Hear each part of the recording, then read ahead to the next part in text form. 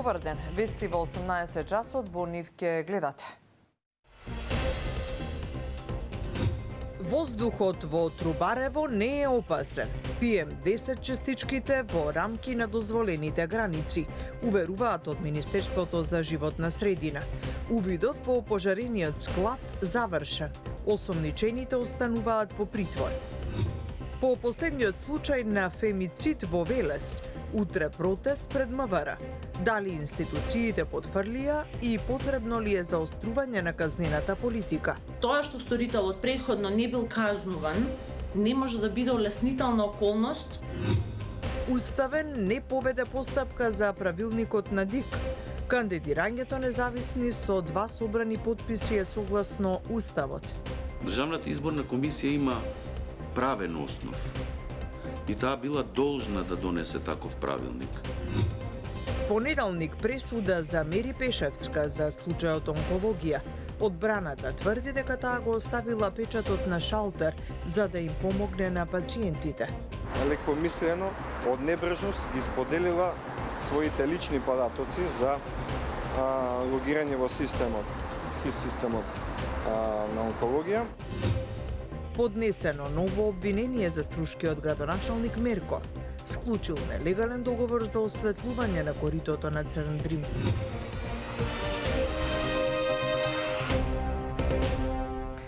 Воздухот во Трубарево не е опасен и присуството на PM10 частичките во рамките на дозволеното, покажале мерењата на Министерството за животна средина.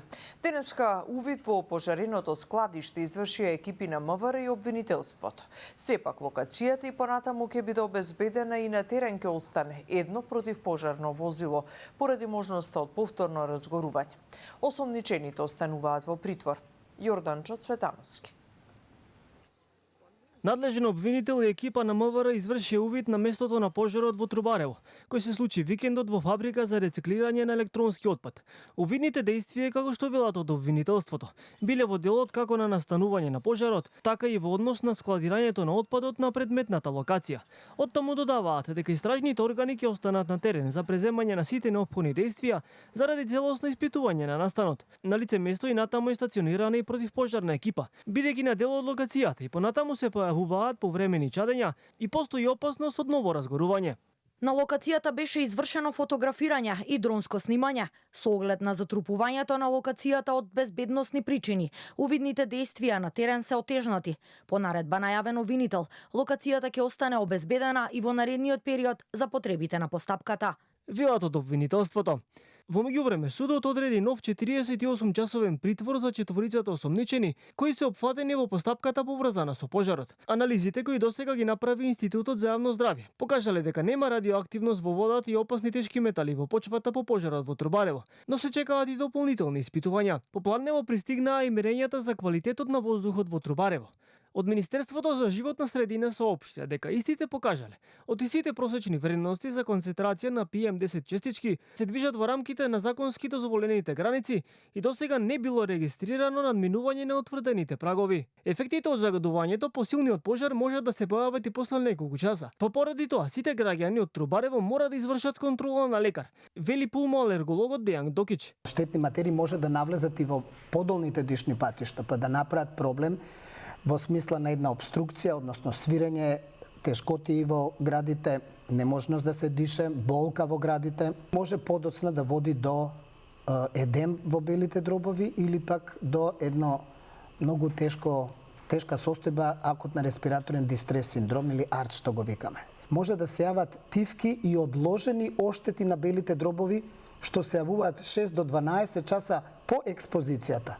Може да развие симптоми како што се акутен едем на ларингсот и на трахеата, дишникот, каде што ќе има едно стридорозно дишење, или пак ќе развие токсичен пнеумонит, воспаление на белите дробови. На местото на пожарот во Трубарево, како што наведуваат од обвинителството, ќе продолжат да се вршат дополнителни мерења од Министерството за животна средина, а на терен ќе излези вешто лице од областа на екологијата.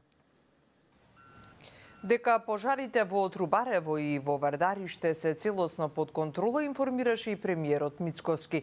Критиките на опозицијата насочени кон него во врска со пожарите ги оцени како обид за собирање политички поени.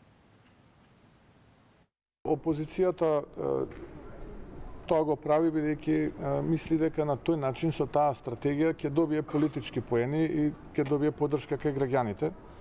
Јас тоа веќе еднаш го коментирав, дури и да е сето тоа точно тие што кажуваат, а ништо не е точно. Тогаш се поставува вистинското прашање што прават тие за да помогнат во процесот, што се однесува до состојбата со пожарите кои што беа изминативе денови во Скопје. Оној во Трубарево и Вардариšte се целосно под контрола. Утрово ги добив и последните резултати од Институтот за јавно здравје. Сите параметри се во рамките на дозволеното. Во Дрисла е при крај, денеска завршува затрупувањето со земја на оној мал дел кој што димеше. Уставниот суд нема да поведе постапка по иницијативата за оспорување на правилникот на Државната изборна комисија за собирање на 2 подписа за независни кандидатури за локалните избори. Мнозинството судии сметаат дека правилникот е во согласност со уставот и законите и дека Државната изборна комисија била должна да донесе таков правилник. Иницијативата беше поднесена од Светскиот македонски конгрес на Тодор Петров. Повеќе детали од Михајло Видимлиски. Уставниот суд одлучи да не поведе постапка по иницијативата на Светскиот македонски конгрес на Тодор Петров, со која беше оспорен правилникот на Државната изборна комисија, со кој беше регулирано учеството на независните кандидати на локалните избори. Со тоа останува на сила одлуката, со која само 2 граѓански потписи ќе бидат потребни за да може независните кандидати за советници и градоначалници да учествуваат на изборите.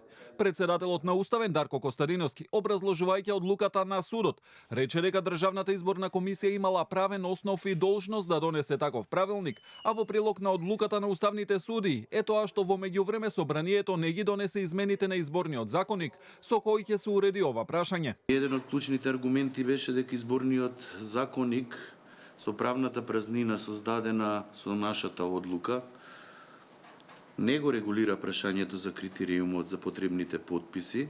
Државната изборна комисија има правен основ и таа била должна да донесе таков правилник. Должноста на ДИК да го донесе тој правилник се базира не само на одредбите од изборниот законник, туку и непосредно на уставните одредби. На одлуката и претходеше жестока расправа помеѓу уставните судии. Судијата известител Јадран Кадабовиќ сметаше дека Државната изборна комисија го донела правилникот за да се олесни учеството на независните кандидати на изборите и со рефератот предложи да не се поведе постапка по иницијативата. Но главно сите судии забележаа дека поради непостапувањето на собранието, Државната изборна комисија донела упатство за да се пополни правната празнина. На некој начин ова е порака и до законодавецот. Со ваква одлука Уставниот суд праќа порака и до законодавецот и до сите други државни органи како ги анализира и како ги толкува и како постапува кога ќе се појават правни празнини. Државната изборна комисија го донесе правилникот пред точно 1 месец откако во собранието пропадна обидот за нови измени на изборниот законник. Со него се овозможи учество на независните кандидати на изборите со 2 потписи од избирачи. Во иницијативата на Светскиот македонски конгрес беше наведено дека се прекршени одредби од изборниот законник со правилникот, односно дека Државната изборна комисија постапила надвор од своите овластувања.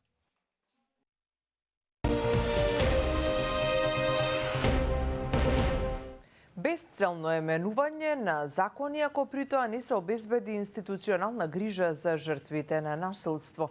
Велат од националната мрежа Гласот против насилството по последната трагедија во Велес. Сериозни критики има и во делот на судските одлуки. Деталите за ова од Елизабета Дамјановска-Спасеновска. Трагедијата во Велес, во која настрада 31-годишната русица, повторно ги извади на површина системските слабости поврзани со фемицидот. На социјалните мрежи има бурни реакции во однос на постапувањето на институциите, особено во делот на судската одлука за забраната за приближување, што е најблага казна, и покрај тоа што насилникот имал пријави за запалено возило, за физичко насилство и уцена со USB, со видеозаписи од експлицитна содржина. Елена Димушевска од националната мрежа Глас против насилство вели фактот што тој претходно немал проблеми со законот не смеело да биде причина за условна казна. Димушевска апелира до судовите да прават детална проценка и крајно сериозно да се соочат со доказите, за како што вели, да нема повторување на вакви трагедии и во иднина. Треба да се размисли, да се превземе како итан чекор е да казнената политика се заостри. Онаа пракса што ние ја гледаме, не само во случаите на убиства и на фемициди, туку и во другите случаи на родово базирано насилство, е што скоро секогаш првата пресуда е условна пресуда. Тоа што сторителот претходно не бил казнуван, не може да биде олеснителна околност во сите ситуации. Нели? Мора да се направи соодветна процена на конкретната ситуација, она што ние цело време го зборуваме. Секој случај на насилство е посебен случај. Димушевска не смета дека доколку семејното насилство почне да се гони по службена должност, ќе се реши проблемот на жртвите.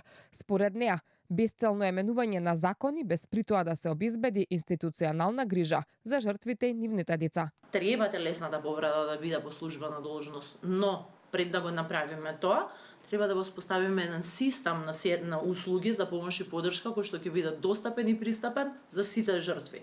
Што значи тоа? Тоа значи дека ние ќе им обезбедиме безбедно домување, ќе обезбедиме привремени мерки за заштита кои што прво побрзо ќе се изрекуваат, роковите ќе бидат многу пократки за изрекување, второ следењето нивно и прекршувањето ќе биде исто така со заострена казнена политика, пошто прекршувањето на привремена мерка е прекршување на судска одлука. Велешанката Росица не е единствената жртва која го пријавувала насилникот, а не била заштитена.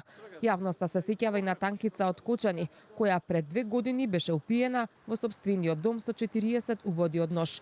Танкица исто така пријавувала во полиција, иако немала пријава до обвинителството. Во мај годинава јавноста ја потресе и веста за скопјанецот која уби својата 36 годишна сопруга, пошто се обиде да ја напушти државата. Од 2019 до 2023 година регистрирани се 22 случаи на фемицид. Утре во 17 часот и 30 минути пред Министерството за внатрешни работи ќе се одржи протест, а во 18 часот ќе следи блокада кај жена Борец паркот во организација на неколку невладини организации, меѓу кои и Хелсиншкиот комитет, под мотото Ниту една повеќе. Протестот, според организаторите, има за цел да потсети дека фемицидите на кои им претходи сериозно партнерско или семејно насилство се зголемуваат, а убиството на 31-годишната Росица Коцева од Велес е последен трагичен пример. Ве повикуваме да кажеме јавно и гласно дека насилството врз жените и фемицидите се неприфатливи. Ве повикуваме колективно да ги обжалиме сите девојки и жени кои изминативе години беа убиени од страна на поранешни или сегашни партнери, зашто институциите и заедницата ги игнорирале нивните повици за помош. Ве повикуваме да излеземе на улица, онаму каде што насилниците слободно чекорат и просперираат, додека жените се плашат за своите животи, порачуваат организаторите. А по фемицидот во Велес, од СДСМ бараат оставка од министерот за внатрешни работи Тошковски и од целиот сектор на СВР Велес. Жената повеќе пати барала заштита, пријавувала закани, насилство, кражби, а според некои медиуми и над 70 пати. Полицијата знаела, социјалните служби знаеле, институциите не мрднале со прст. Страшно и болно е истовремено. Институциите не успеа да заштитат живот на една жена и на еден човек. Само поради нивното молчање и непревземање ништо има 2 згаснати животи. Ова е порака до сите нас дека системот потврли. Пресудата за онкологот Мери Пешевска, која призна вина во случајот онкологија, ќе биде изречена в понеделник. Таа се товари за несовесно лекување пациенти, а незината одбрана посочи дека освен што признала вина, покажала искрено каење за стореното.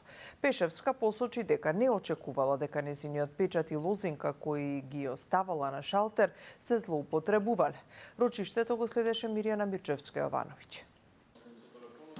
Во понеделник на 22 септември ќе се донесе пресудата за докторката од клиниката за онкологија и радиотерапија Мери Пешевска, поврзана со случајот онкологија, за делото несовесно лекување на пациенти.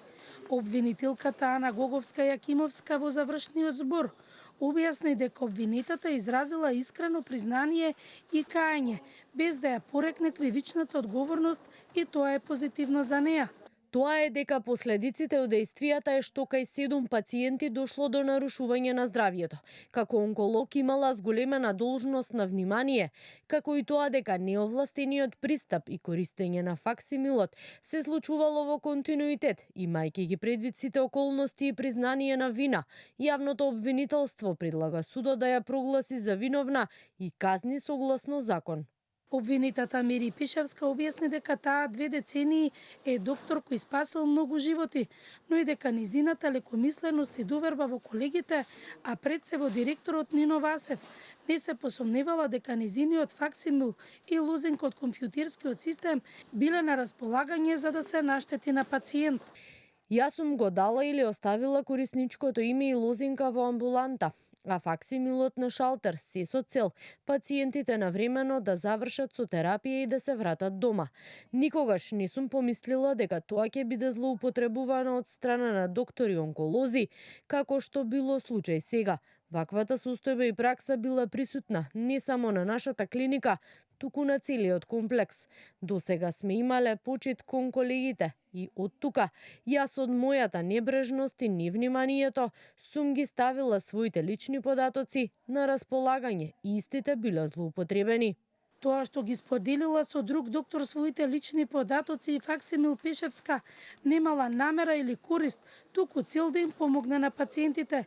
Тоа што некој ги злоупотребил, треба да одговара за тоа, изјави одбраната на Пешевска адвокатот Китановски. Јавниот обвинител изврши прецизирање на обвинението и за да биде појасно на јавноста, сакам да укажам дека доктор Мери Пешевска обвинета дека сторила кривично дело на совесно лекување на начин што лекомислено од небрежност ги споделила своите лични податоци за логирање во системот на онкологија и својот факсимил.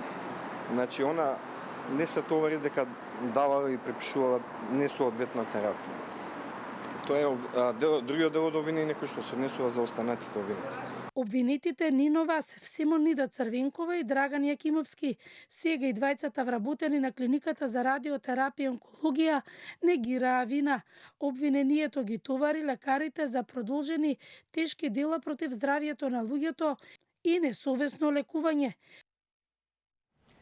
Струшкото обвинителство поднесе обвинителен предлог против струшкиот градоначалник Рамис Мерко за склучен договор за осветлување на дел од речното корито на Црн Дрим, без водостопанска согласност од Министерството за животна средина и просторно планирање.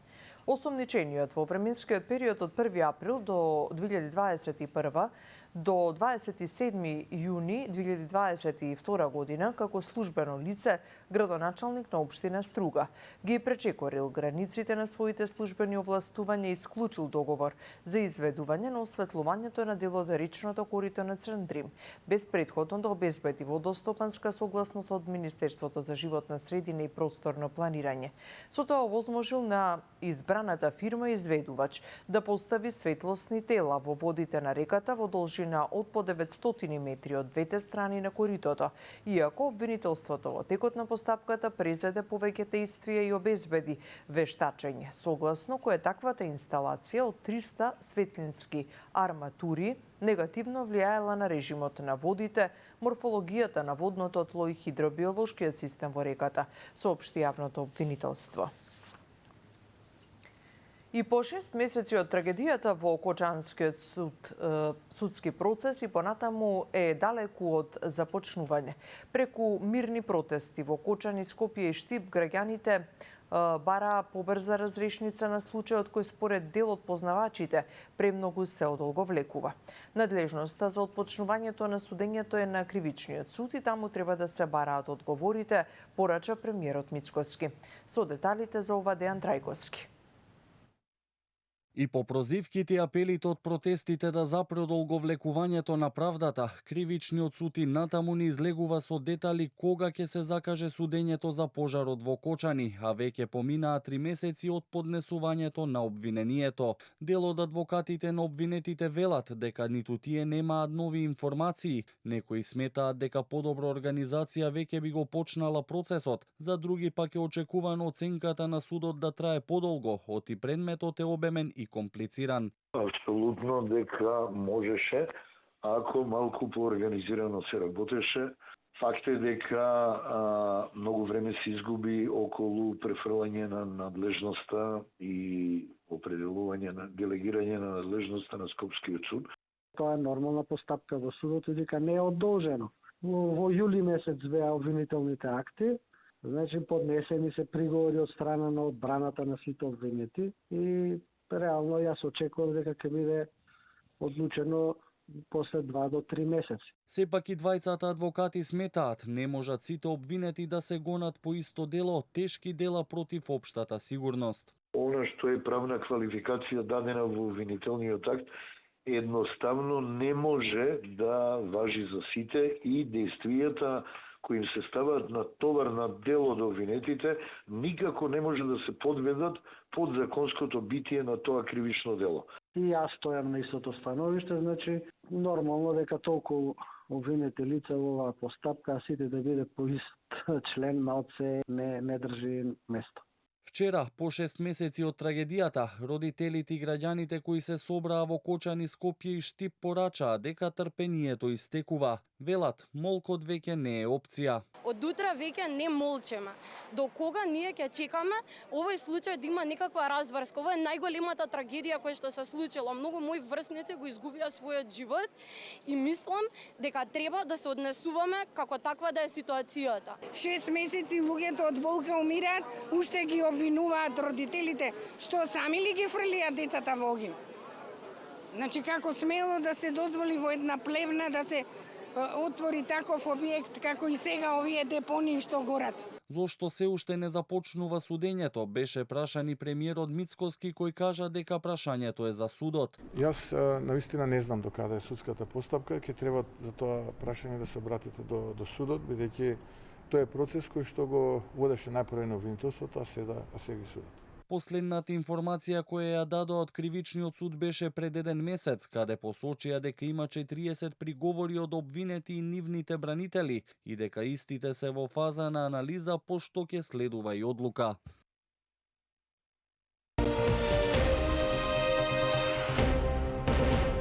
Македонија нема друга иднина освен Европа. Потребен е политички консензус, особено во спроведувањето на реформите кои произлегуваат од преговарачката рамка.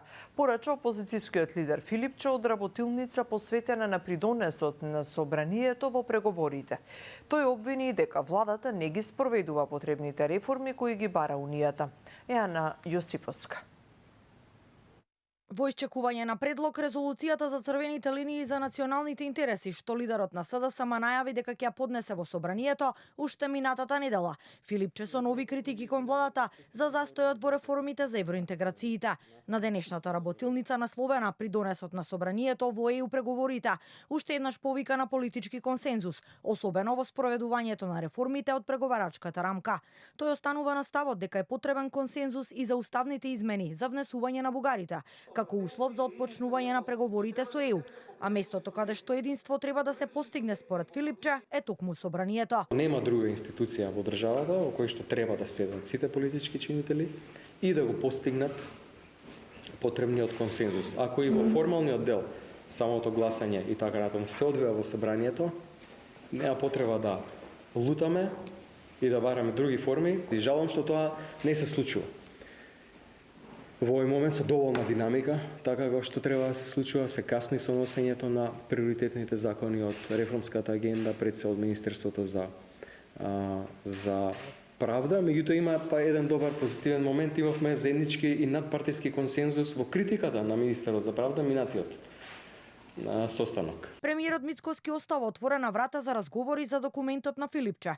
Тој неодамна изјави дека со нетрпение ја очекуваат резолуцијата за црвените линии, што СДСМ веќе 1 месец ја најавува, за како што кажа, како партија да ги кажат своите ставови. И додека во земјава се бара национален консензус за евроинтеграциите, Брисел веќе го подготвува извештајот за Македонија, кој се очекува да биде објавен следниот месец, а во кој според еврокомесарката Кос клучно место ќе има владењето на правото. Токму оваа област беше тема на синокешниот совет за општи работи во Брисел, по кој Кос алармираше дека постои загриженост во Европската унија за владењето на правото кај земјите од Западен Балкан, посочувајќи ги Албанија, Црна Гора, Македонија и Србија. While we see tangible progress in many areas, serious concerns remain. Interference in judicial proceedings, undue pressure on officials investigating corruption, as well as the politicization of media regulators, and all this is unacceptable.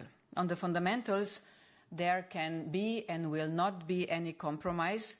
They will be at the center of this year's enlargement package coming soon. It was also clear that without the candidate countries really respecting the rule of law, the media freedom, and many more things, no country will be able to become a member of the EU.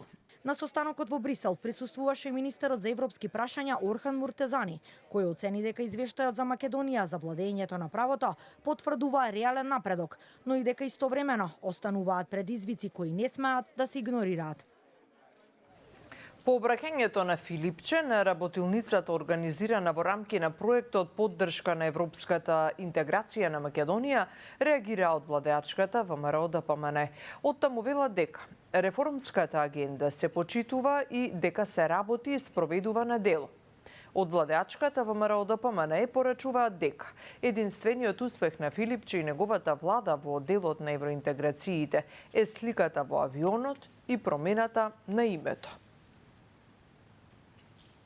Дигитализацијата и зелената трансформација се клучни за подобра бизнис клима во земјава, порача дел од бизнис заедницата на првата конференција Бизнис лидер. Македонската економија според нив е пред бројни предизвици, но со јасни шанси за раст. Сандра Спасовска со деталите. Доколку сакаме успешни компании, економски раст и задржување на младите во земјава, фокус треба да се стави на зелената трансформација и дигитализацијата, која ќе помогне за побрз раст на бизнисите. Ова се дел од заклучоците на денешната прва конференција насловена Бизнис лидер. Иако земјава според дел од бизнис заедницата е плодна за компании од странство, зашто говорат и бројките. Вкупно 81 држава има свое представништво во земјава, но позитивен е и фактот што за една година имаме околу 4000 нови правни субјекти. Горлив проблем и натаму останува недостатокот на работна сила. Оно што веќе ни е јасно подолго време е дека имаме недостаток од работна сила, тука треба да искористуваме алатки како е за да разголемиме продуктивноста на вработените, со помалку вработени да постигнуваме исти резултати и нормално да вложуваме многу во обука на младите кадри, да им помагаме да растат во тие лидерски позиции. Употребата на нови технологии, имплементација на дигитализација, ние мораме како општо сите компании да се дигитализираме апсолутно сите дејности за да зголемиме и продуктивноста на самите вработени, но и профитабилноста на компаниите, зошто заради тоа што со профитот инвестираме во нови проекти, а со новите проекти ни се потребни нови вработувања и на тој начин ќе успееме да вработуваме луѓе кои што ни се доволни во нашава држава, да не бидеме увозно зависни. Денешната конференција ја отвори министерот за економија и труд Бисер Дурмиши, кој порача дека преку поддршка на микро, малите и средни предпријатија, насочени се кон создавање на нови добро платени работни места, стимулирање на инвестиции, повисок животен стандард и поголем економски раст. Целта велија сите априце младите да останат во земјава, а визијата на владата е Македонија да стане зелена, дигитална и иновативна економија. Клучна улога во оваа трансформација имаат иновативноста и дигитализацијата. Иднината е во економијата, заснована на знаење и технологии. Поддршката за стартап компании, вложувањето во истражување и развој и дигитализацијата на јавните услуги се конкретни чекори што ги преземаме за да создадеме модерно, конкурентно и ефикасно деловно опкружување. Целта на денешната конференција, која според организаторите е само почеток, е создавање на уникатна платформа за размена на идеи и иновации, споделување на најновите деловни трендови, дефинирање стратешки насоки кои ќе го поттикнат растот и развојот на македонскиот бизнис сектор. Голем број комунални предпријатија тонат во долгови и имаат недостиг на кадри и опрема. Со овие тврдења излегоа денеска од синдикатот Суткос. Од синдикатот тврдат и дека во делот од јавните предпријатија вработените и понатаму се соочуваат со ниски плати и нередовна исплата. Генерално вработените во овие предпријатија се соочуваат со проблем ниски плати, нивната нередовна исплата, неисплаќање на регрес за годишен одмор, би започнала прво од скопскиве предпријатија, Паркови зеленило Скопје, бараме од работниците кои што се ангажираат, меѓутоа немаат соодветна опрема за работа. Најосновната работа за работниците од Паркови зеленило се косилките, штиловите, оние рачни косилки со кои што косат трева и за жал недостасуваат. Комунална хигиена Скопје се соочуваме и гледаме дека има проблем со нередовно собирање на смет. Тоа не е поради неангажираност или неработењето на работниците, туку е заради немање на основното средство на работа, односно камиони со кои што би се собрал тој смет. Останете со Канал 5 и проследете го првото издание на новата дебатна емисија на Канал 5 Само вистини. Ние се гледаме во вечерните вести. Пријатно.